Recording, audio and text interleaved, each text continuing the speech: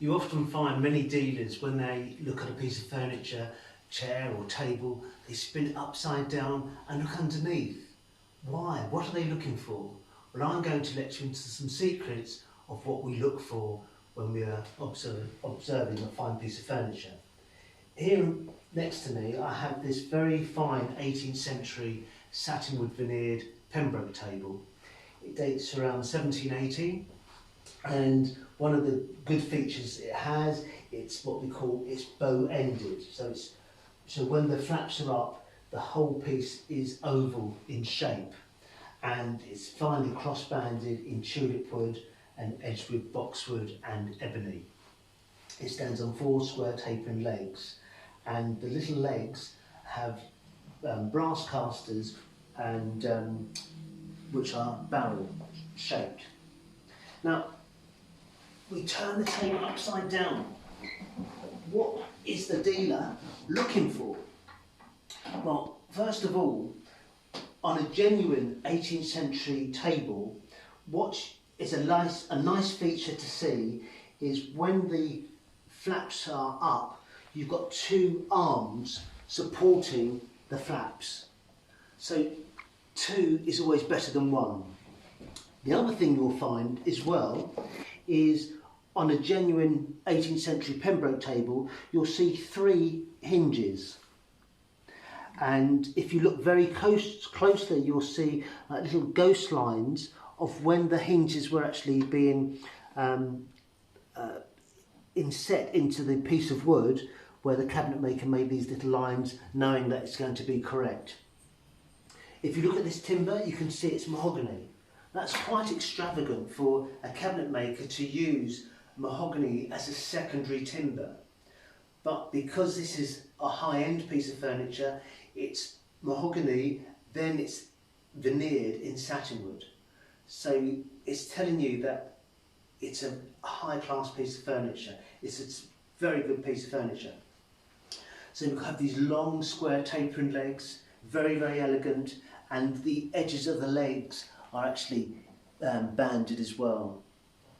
Of this period, this was designed by Thomas Sheraton, and if you look in various publications or Sheraton's drawing books, you will see this design of table.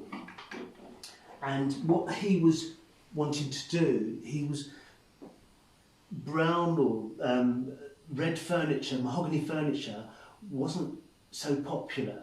So he was introducing what he was calling yellow furniture, satinwood.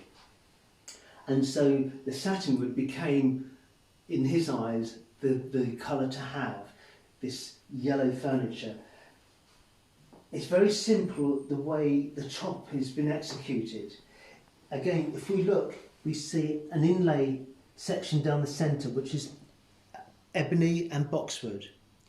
And then it's repeated on the ends. And so when we look at this piece of furniture as a whole, it's into 4 quarters. So there's a line down here, a line down here, and a line down there. I love that simplicity.